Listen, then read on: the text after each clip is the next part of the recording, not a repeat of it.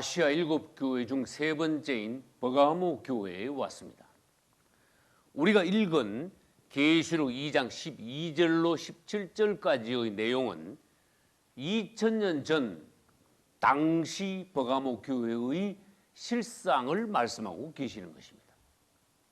그리고 이 버가모 교회의 상황을 통하여 오늘날 이 땅에 있는 모든 교회들의 유형에 관하여 말씀하시고, 또 오늘날 그리스도인들 중에서 버가모 교회를 닮은 그리스도인들이 있다는 말씀인 것입니다. 그리고는 이 버가모 교회가 역사적으로 어떠한 시대의 교회인가에 관해서도 말씀하고 계십니다. 계시록은 예언의 책입니다. 그러므로 이 버가모 교회도 2000년 교회 역사 중 어느 시대에 해당된다는 것입니다. 그것은 바로 4세기 초 로마의 콘스탄틴 황제 때부터 6세기 말 로마 카톨릭의 교황 제도가 확립되기 직전까지의 교회 시대를 말하고 있는 것입니다. 그러면 버가모 교회는 어떠한 교회라는 것입니까? 그것에 관하여 우리가 한마디로 알아야 합니다. 에베소 교회는 첫사랑을 잃어버린 교회, 스무나 교회는 핍박받는 교회, 버가모 교회는 세상적인 교회라는 것입니다. 다른 말로 말하면 세상과 결혼한 교회. 버가모라는 단어 자체가 연합, 결혼 또는 높이 쌓아 올린 탑이라는 뜻입니다. 이 단어가 의미하는 것과 같이 버가모 교회는 그 당시 세상이 교회 안으로 들어오고 교회는 세상 밖으로 나아가고, 그래하여 세상과 뒤섞인, 세상과 결혼하여 기형적으로 비대해지고 세속화된 교회라는 것입니다. 버가모 교회 앞에 있는 교회가 두 번째 교회인 서머나 교회입니다. 그 시대는 어떠한 시대였습니까? 그리스도인들이 극심하게 원수 마귀들로부터 핍박을 당하고 고난당하면서 많은 순교자가 나온 교회가 서머나 교회 시대였습니다. 사단은 예수 믿는 사람들을 모두 죽이려고 작정하고 있었습니다. 그러나 사단의 작전은 서머나 교회에서 보았듯이 실패하고 말았습니다. 왜냐하면 마귀가 여러 방법을 통하여서 그리스도인들을 죽이면 죽일수록 그 당시 그리스도인들의 숫자는 점점 더 늘어나기만 했습니다. 할렐루야. 그래야 해서 역사학자인 기본이라는 사람은 다음과 같이 말했습니다. 로마에 있는 그리스도인들을 다 죽여버린다면 로마 시에는 아무도 살지 않는 도시가 되고 말 것이다.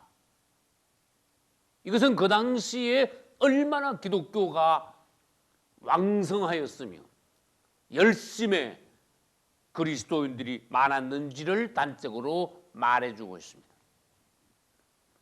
서머나 교회에서 실패한 사단은 버가모 교회 시대에 와서 작전을 바꾸었습니다.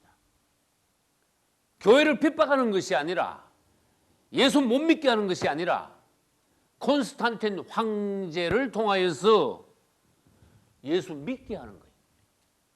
기독교를 인정한 거예요. 공인하고 로마의 국교로 만들었습니다. 예수 믿기를 오히려 권장했습니다. 이것은 서머나 교회 시대하고 비교한다면 대단히 달라진 것입니다. 한편으로 보아서는 교회가 너무나 좋은 시대를 만난 것 같지만은 오히려 교회는 내리막을 만나기 시작했습니다. 서머나 교회 시대 때보다 버가모 교회 시대 와가지고 교회는 식어지기 시작했습니다. 거듭난 성도들은 줄어들었습니다. 순교자가 없어지고 말았습니다. 마귀의 작전은 성공하고 말았습니다. 신앙생활 편하게 할 때 오히려 조심하라는 것입니다. 이 콘스탄틴 황제가 기독교를 국교로 만들고 난 이후에 모든 로마 시민은 기독교인이 되라고 장려한 결과 교회 역사상 처음으로 무슨 일이 벌어졌는가 하면은 예수 믿지도 않는 사람이, 거듭나지도 않는 사람이 교회 안에 들어와 교인이 되는 그러한 현상이 벌어지고 말았습니다. 교회 안에는 한마디로 말합니다. 정말 거듭난 알곡 성도들과 믿지도 않는 가라지 교인들이 섞이게 되었습니다. 이 상황에 관하여 벌써 마태복음 13장 25절에서 주님은 말씀하고 계십니다. 사람들이 잘 때 그 원수가 와서 곡식 가운데 가라지를 덧뿌리고 갔구나. 사실 이제 교회 안에는 알곡 중에 가라지들이 많이 덧뿌려졌다는 것입니다. 또 마태복음 13장 33절에서도 주님은 이에 비유되는 말씀을 하셨습니다. 여자가 가루 서말 속에 누룩을 넣어 전부 부풀게 하였다. 여러분, 여기서 누룩을 넣어 밀가루가 전부 부풀게 된 것을 좋게만 해석해서는 안 됩니다. 성경에서 누룩은 거의 악한 것으로 비유됩니다. 그래서 이스라엘은 무교절에 누룩을 너희 집 근처에도 두지 마라. 누룩은 괴악한 것이다. 뭔가 순수한 것을 작은 누룩이 들어가서도 점점 부풀려서 변질시키고 마침내 그 전체를 고운 밀가루 서말 전체를 부풀려 놓듯이 변질, 타락, 부패시키는 것이 누룩의 역할이라는 것입니다. 교회가 그렇게 되고 말았습니다. 요한계시록 18장 6절에도 이와 연관된 말씀이 나옵니다.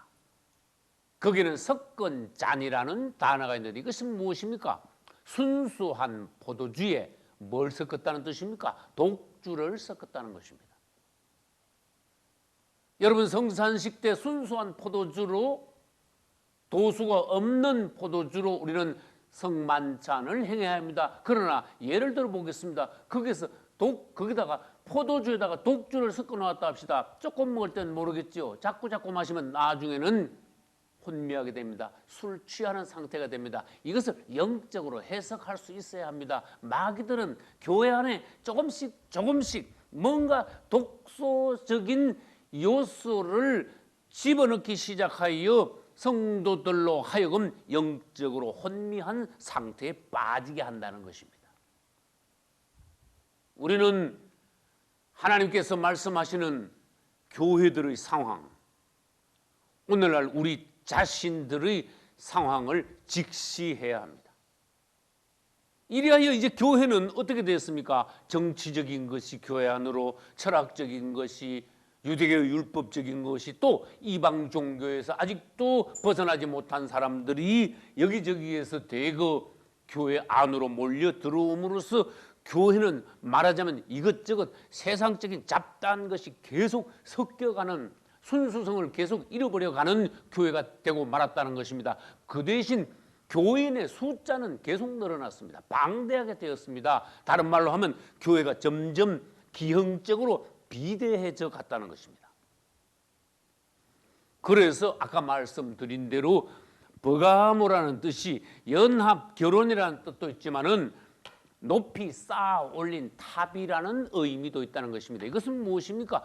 교회가 점점 커져가지고 기형적으로 아주 거대한 비대한 교회가 된 것을 버가모라는 그런 뜻에서 우리는 알 수 있는 것입니다. 찾아볼 수 있는 것입니다. 과연 그 당시 교회가 그렇게 되었습니다. 그 당시 그렇게 된 교회들이 흘러 오늘날까지도 이러한 버가모 교회의 모습이 역력한 것이 이 시대의 교회의 현실입니다.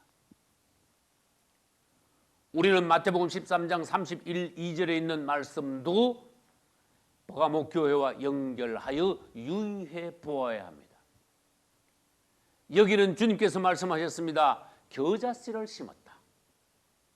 이 겨자씨는 채소가 되어야 한다. 여러분, 겨자는 나무가 아니라 나물, 채소입니다. 겨자씨, 작은 겨자씨를 심었는데 이 겨자씨가 채소가 되어 사람과 하나님께서 보시기에 먹기 좋은 그러한 나물이 되어야 하는데, 이 겨자씨가 채소가 되지 않고 점점 계속 자라가지고 자라서 큰 나무가 되고 말았다고 하였습니다. 여러분, 큰 나무만 되면은 다 좋으냐? 아니라는 것입니다. 그래하여서 원래 천국의 백성들의 교회의 아름다운 모습은 겨자를 심으면 아름다운 먹기 좋은 채소가 되어야 하나님께서 보시기에 정상인데, 비정상인 것은 어떻게 된다고 했습니까? 이것이 너무 자라가지고 먹을 수 없는 채소, 큰 나무가 되어서 여러 가지 새들이 와서 거기다 깃들이는, 성경에서 어떤 때는 새들도 사단을 상징합니다. 마귀적인 요소가 기형적으로 비대해져 높이 쌓아올린 탑과 같이 된 그러한 교회 안에 와서 진치게 된다는 것입니다. 사단적인 요소가 교회 안에 깃들이게 된다는 것입니다. 이럴 때 하나님께서 보시기에 이 교회는 정상적인 교회가 아닌 것입니다. 교회는 예수 그리스도의 신부입니다. 할렐루야. 어떤 여자가 어떤 남자에게 시집을 갔다고 해 보십시오. 그 한 남편만 사랑해야 합니다. 오늘날 교회도 유일하신 남편 그리스도만 사랑해야 합니다. 그러나 버가모 교회는 어디다 되었습니까? 세상으로 나가서 세상에 이것저것 다 좋아한다 그랬습니다. 이것이야말로 영적인 간음입니다. 현실적으로 말하면 바람난 여자와 같다는 것입니다. 또 다른 비유로 말하면 배가 바다 위에서 떠갈 때 배가 항상 물 위에 떠 있어야 합니다. 그러나 물이 배 안으로 들어오면 어떻게 되겠습니까? 그것이 버가모 교회의 현실입니다. 그 배는 마침내 침몰하고 말 것입니다. 물속으로 빠져 들어갈 것입니다. 이것은 교회가 세상 것이 자꾸 교회 안으로 들어오면 결국 교회는 세상으로 빠져 침몰하고 만다는 것입니다. 이러한 교회가 있으며 오늘날 이런 성도들, 교인들이 너무나 많다는 것입니다. 우리가 하나님의 안목이 있다면 이 시대를 볼 수 있어야 합니다. 교회의 상황을 볼 수 있습니다. 우리 자신의 상황을 직시할 수 있어야 합니다. 이 버가모 교회의 현실을 보고 주님께서는 2장 13절에서 뭐라고 말씀하셨습니까? 내가 어디에 사는 것을 내가 아노라. 거기는 즉 내가 있는 곳은 사단의 위가 있는 데라. 사단의 왕좌. 너는 사단의 왕국 안으로 들어가고 말았다. 네가 있는 곳은 하나님의 보호자가 있는 곳이 아니라 마귀가 점령하고 있는 사단의 통치 영역 안으로 너는 들어가고 말았다. 그리스도인들이 이렇게 될 수 있다는 것입니다.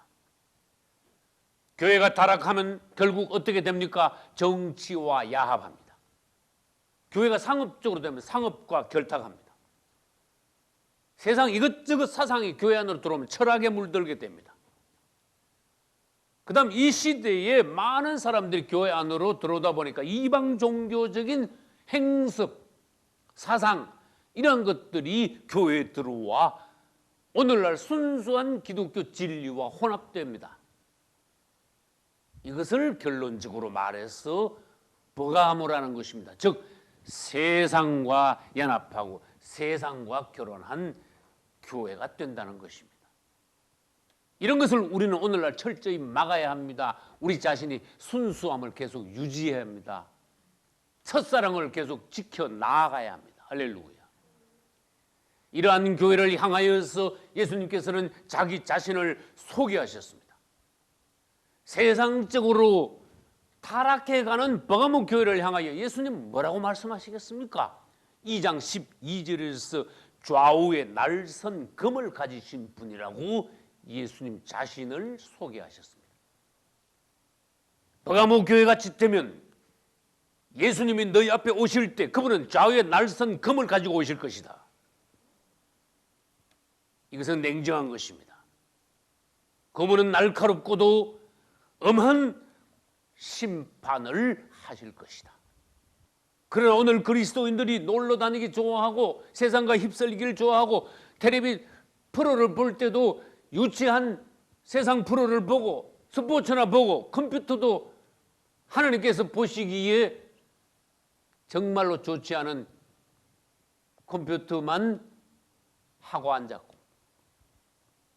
여러분 그러한 시간에 말씀 보고 기도했다면 모든 그리스도인들이 지금보다 훨씬 다른 환경에 있을 것입니다. 하나님께서 훨씬 더 기뻐하셨을 것입니다.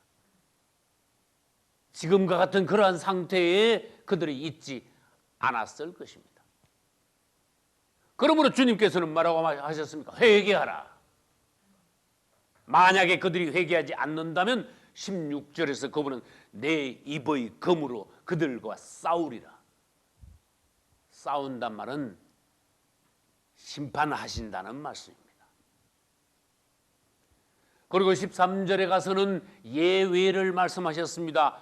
그러한 하락한 세상적인 교회 안에도 충성된 증인 안디바와 같은 하나님의 기뻐하시는 종이 있었다고 하였습니다. 이 안디바는 여기밖에 나오지 않습니다. 어떤 종인지 무슨 일을 하고 어떻게 순교했는지는 우리는 알 수가 없습니다. 그러나 자랑스러운 이름, 버가모 교회 안에는 안디바라는 종이 있었습니다. 그는 세속화되어가는 교회의 상황을 직시하고 그것을 반대했습니다. 그러다가 순교했다고 말씀하셨습니다.